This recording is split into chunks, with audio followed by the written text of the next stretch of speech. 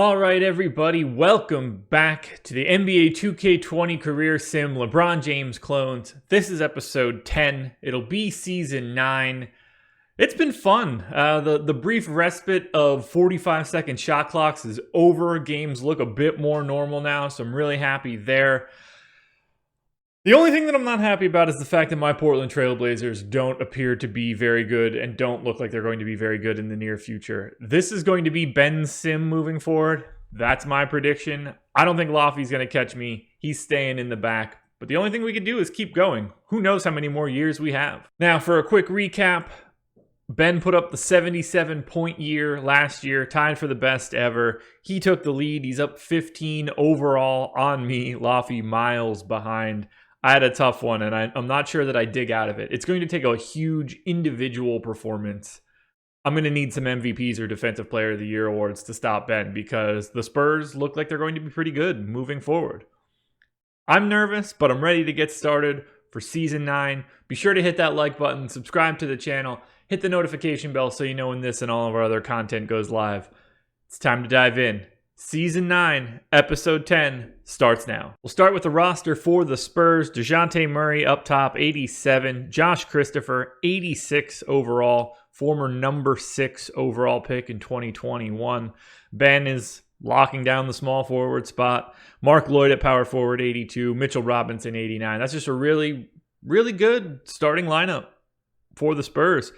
They've got Cecil Wallace. They've still got Derek White, McCurr. I mean, that's an 8-man rotation that you could take to the playoffs, and they can easily improve. Ooh, for my Blazers, new signing Kira Lewis manning the point guard spot. Roy Stevens, former number 2 pick from 2 years ago, taking down the shooting guard spot. I'm locked down at small forward. We finally get to see Pandasis Amantidis. There's no way that I'm like, it just doesn't flow out of my mouth the way that I wanted to. But 88 overall power forward. It took him a while to get here, but now we have him. This is the problem. 76 overall center, Andre Drummond. What are we doing here? Orlando Cortez looking good. Devin Robinson looking good. We're kind of okay. The problem is that we're paying Drummond and Nurkic so much money to be absolutely nothing on these teams. We need to get them out of there. Stat. And finally, we've got Laffy's Utah Jazz. Spencer Dinwiddie, man in the point guard spot. He's getting old, but he can handle it for right now. Donovan Mitchell, just never amounted to what you want him to be, but solid starter nonetheless. Laffy at small forward. Obadiah Toppin coming in at power forward. Wow, Jazz started 0-4. That's also really crazy. Toppin is good. I didn't see him. Wow. So they signed him on a 1-year deal for $2 million. Former 12th overall pick in the first season, but an 87 overall. What a bargain at $2.17 million. If they can re-up him after a good year, that could be nice. Marion Roy, obviously not the starting center for the Jazz. Looks like Evan Mobley picked up a knock. Going to miss a few days, so that's why he's not at the top of the lineup. But this is very much Laffy and Evan Mobley's team. But if Toppin locks down that power forward spot, man, oh man, this could get crazy for the Jazz. First month of the year in the books, Ryan Bosh and Ben Rasa. Players of the month. Doesn't help me whatsoever. Spurs are 11-7. Blazers are 9-9 with a +6 point differential. Let's talk about that for a second. And finally, the Jazz just 9-11, -1.1 point differential. Didn't expect that. I am second in the league in scoring at 27 a game. 2 years, $88 million left on my deal. Ben re-upped at some point in time. Didn't see that one happen. Let's see if we could find it. Yep, 4-year, $176 million extension. No-brainer for the former number 1 overall pick. Laffy playing out the string, 1 year, $44 million left. This is going to be a fantastic plot for free agency after the season if he doesn't re-up. All right, time for all-star captains. I have a sneaky suspicion Ben is going to be one of these, so I'm really hoping I am another one. Team Ryan, Team Luka, neither of us. Neither of us. I'm just completely disregarding Laffy. None of the three of us.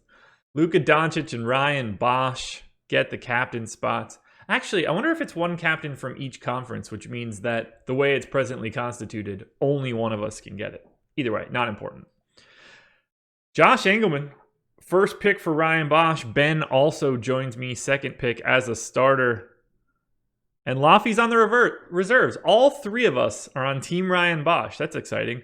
Zeke Naji, first-time All-Star. Denny Avdija, who I still keep trying to say, also made the All-Star team for the first time. Anything else weird? RJ Barrett, two-time All-Star. Ooh, Steve Murphy, that's not a person. All right, so we're about to head into the All-Star break. Let's take a look at the league standings. The Portland Trailblazers are 31-19, third best record in the West, 6.8 point differential, which looks to be the third best number in the West. This is fully unexpected. The Spurs are 24-25. The Jazz are 24-26. What in the world is happening, and why am I good? I'm second in the league in scoring. Ben is fourth. Laffy 18th. Is Laffy tanking his way out of Utah? So, at some point in time, we signed Roberto Navarro after the first week of the season, who's an 88 overall power forward. Signed him to a one-year deal, $2.17 million, just like the Jazz did.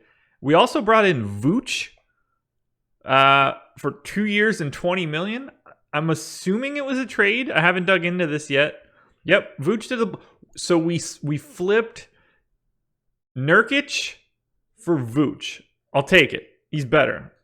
But Pandazi Samantidis is now not a starter, but the perfect sixth man. I love it. Jazz traded Jermaine Chapman and a second rounder for Bob Armstrong. Okay, so there's the trade. January 10th, Yusuf Nurkic and a top 3 protected 2031 first for Nikola Vucevic. Look, I'm happy to get off the Nurkic money and all, and it seems to be working. We're winning. I'm not so sure a top 3 protected first was what we wanted to do here. Jazz traded Glenn Robinson the third and a second rounder to bring Alec Burks back to Utah. Whoa. Okay, we got a big one here. Bam Adebayo and Morris Fitzgerald from the Heat to Minnesota for Karl Towns. That's going to look real weird. I'm the only one of the three of us in the MVP race. All right, 2 weeks to go in the NBA season, and the Portland Trailblazers are in the 3 spot. We can't get to 1 or 2. That's a guarantee. 3 or 4 is looking like the most likely scenario. I will take it. I expected to be in the damn lottery. The Spurs are in the 7 spot, 2 games clear of 8, and a tie for 9.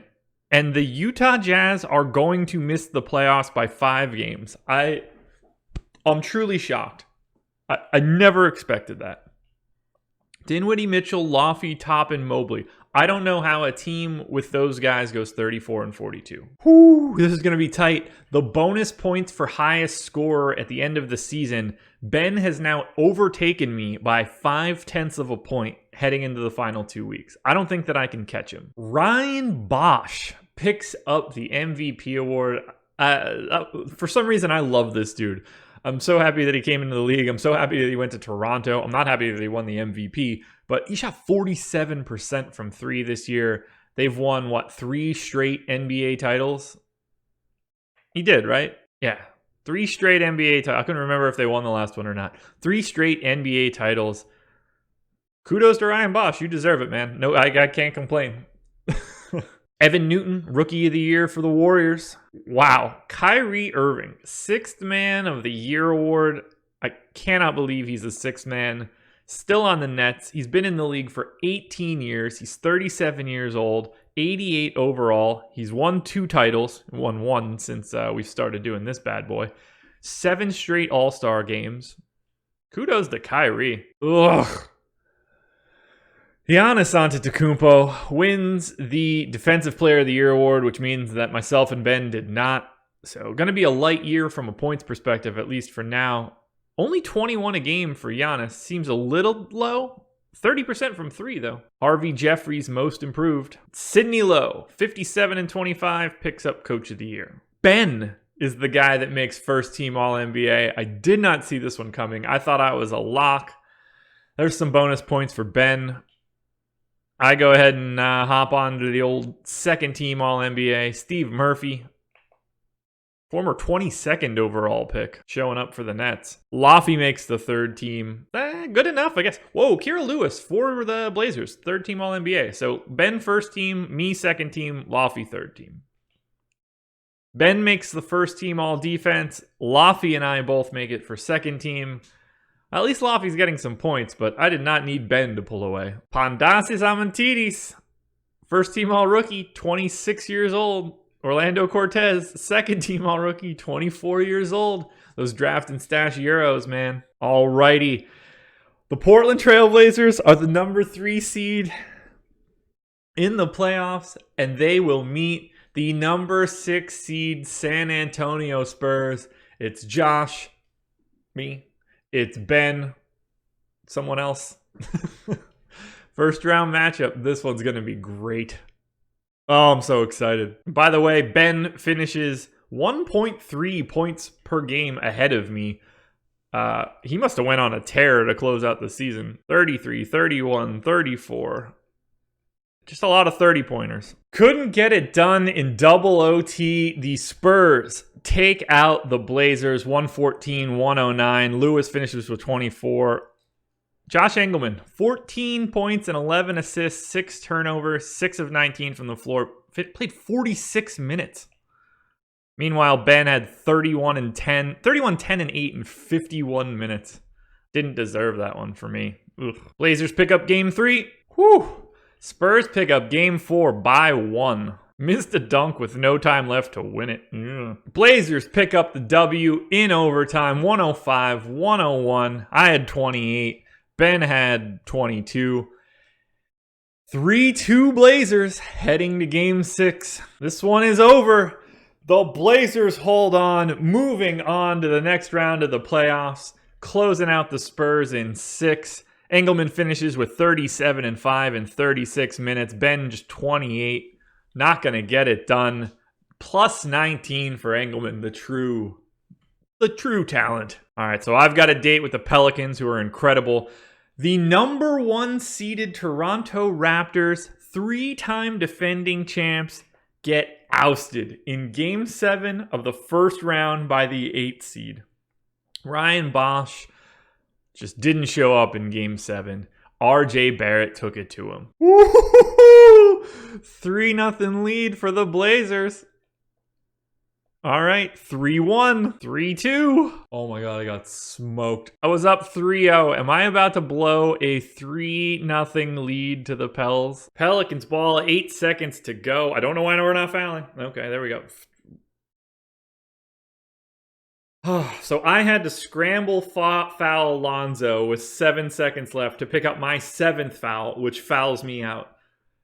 Lonzo to the line, 6 seconds to go, no timeouts, game 7, winner goes to the Western Conference Finals, Blazers fixing to lose, then blow a 3-1 lead, 3-0 lead rather. Lonzo bangs the first. Lonzo to the line, no Engleman to save him here, misses. Navarro to the ball, to Vooch, Bowman pushing, 3, 2, 1, gets the shot off!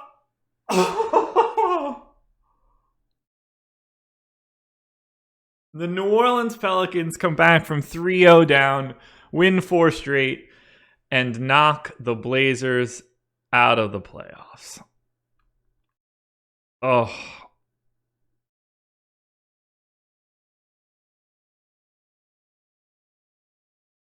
What a way to go out. Pelicans-Celtics final. Boston Celtics win the chip. Congrats to Erno Marai, Gordon Hayward, Markieff Morris. It was nice knowing you, Vooch. I'm actually really happy that you retired. Hopefully that frees up some money. Klay Thompson retires. John Wall finally retires. Pour one out for Laffy there. No more Paul George. No more Chris Middleton. Jimmy Butler. Oladipo. Respect, Dame. Respect. Adios to CJ as well. We're losing a lot. Ron Adams retires. Noah White retires. And Lloyd Pierce, coach of the Pelicans, had a nice run. He is done. Damian Lillard and Paul George make the Hall of Fame. John Wall gets his jersey retired. Klay Thompson gets his jersey retired. Chris Middleton gets his jersey retired. How in the world did Damian Lillard not get his jersey retired by the Blazers? Is it already done? Is that what I'm missing? Like they did it already? Nope. They just chose not to. Fair enough. League meetings. Whoa! 27-3.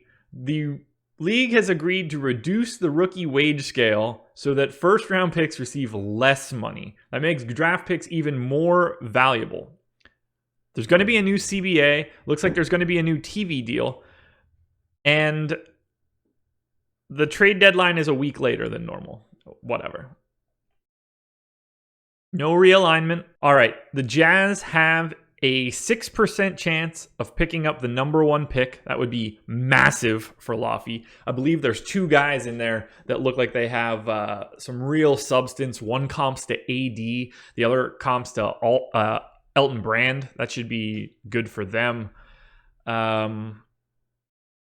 Otherwise, I don't really care who wins it. Jazz fall to 9. The Chicago Bulls win the lottery. Blazers looking for a coach. Blazers re-sign Lucas Green. Jazz take Damian Kent, 18-year-old out of high school with a ceiling of Gallinari and a floor of Swaggy P. A- potential overall, 77. It's a solid pick. Spurs take Lonnie Chandler, a 22-year-old point guard shooting guard from Virginia with B+ potential. And he might turn into Ramon Sessions. Is CJ Watson really the floor if Ramon Sessions is the ceiling? Anyway. And surprise, surprise. Oh, wait, I'm not the Thunder. Never mind. I was like, oh, wow, I took another Euro stash. Blazers take center Kyle Whitney, 21 years old from Notre Dame. Comps to Tiago Splitter. Oh, God, I would probably lose 20 minutes. Huge Tiago Splitter fan. Quick story. Doesn't really matter. But I used to do something similar to this with the scoring with a friend of mine. We did it in season ticket basketball. This is, 20 years ago now. Probably maybe 15 years ago. Time's weird. Actually, it's probably 20 years ago. It's not important. Anyway, there were draft classes. Tiago Splitter was always supposed to come over early from Europe, but he didn't do it for like years and years. Then he finally did. But Tiago Splitter became a legend in our season ticket basketball game because he was in one of our original draft classes, probably in like 2005 or something along those lines. So if Kyle Whitney can grow up to be Tiago Splitter, I consider it a very big win. And I'll happily take Matt Geiger if I need to. Laffy doesn't make it out of free agency. Coming back to Utah, 5 years, $257 million. So far, the 3 of us are staying home. No moving around. One of us needs to go find our Heatles, though, I think. No success. And the rest of it is simply filler. Spurs re-sign Mark Lloyd, 4 years and $100 million. They bring in Yuta Watanabe, 2 years and 15. Filler nonetheless. I go ahead and steal the Spurs Spencer Dinwiddie, 2 years, $24 million. He's old and washed up. That's a terrible deal. DJ Stewart, 3 years, $35 million. I don't know who that is. Let's check him out. DJ Stewart, 8th pick in the draft in 2021. 80 overall. Averaged 4 points a game last year for Chicago. I don't know why we're signing some of these guys, but I guess we needed guards. We don't really need guards. Clippers give Cole Anthony $150 million. Surprise, surprise, it's player progression time. Engleman, still a 99. Inside defense, up to an A-. That's exciting. Pandazis, 89 overall, up 1.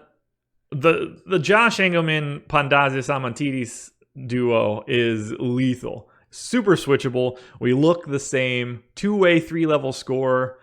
I hope that I can make him a little bit better. Kira Lewis had a great season. Roy Stevens, +2. I would have liked to see Orlando Cortez get a little bit more, but I'm not sure he played enough. DJ Stewart already down 1. We've got Jonah Bolden as a 79. Why did we give him that contract and now he's already a 77? I hope he retires. And finally, the last year, I hope, of Andre Drummond. His face in that picture looks exactly like the way I feel about how we have him, 74 overall. And Kyle Whitney, new center, 70 overall. Ben still a 99. Mitchell Robinson drops to an 88. Mark Lloyd up 1 to 83. Still got Cecil Wallace, still have Derek White. It's a solid team. I think they're a guy away, but I expect them to be in the playoff hunt. Finally, Laffy, finally up to an 88. Oh, God, I can't even talk. Finally up to a 98. Evan Mobley, 90. Donovan Mitchell, an 84. They just didn't get a lot of growth here. Graves up to an 82, but Porter dropped. Bob Armstrong, +4 to 78, is the 23rd pick last year, I believe. That'll work. Cody Mullins, Marion Roy. They need one of their young guys to take a big leap. There we have it. Season 9 in the books. A small victory for Ben. That first team All-NBA spot was pretty massive. 31 points for Ben, 17 for me. Laffy picked up 8 with the first team, or second team defense, third team All-NBA, made the All-Star team. Couldn't crack the playoffs, but I thought Laffy was going to be on an uptick. Just couldn't get it done, but congrats to Ben. Picks up a victory in Season 9. Overall scoring for the contest through 9 seasons, Ben increases his lead. He's got 313 points accrued. I've got 284, so it's anybody's game there. Laffy with a crisp 60. I'm not so sure he's going to have enough time to make that comeback, but you never know. You never know. I'm pretty confident in Ben. I feel like now that I've seen the Blazers play this season, maybe it's not as bleak as I thought. If we can pick up one more key guy, if we can find a center, I think we can do some damage. Laffy, I'm sorry to say, I'm predicting it now. Dagger. You're going to finish last. That's a wrap for episode 10, season 9. Thank you for joining me. We'll be off for the weekend, but this will be back on Monday morning. Hit the like button, subscribe to the channel, hit the notification bell so you know when it goes live. If you have any other suggestions for potential 2K content, I'd be happy to hear them. Drop those in the comments section. I need to do something next week to try and catch Ben, but what could it possibly be? I hope it's something big. I hope everyone has a great weekend. Thank you for joining me, and I'll talk to you on Monday morning.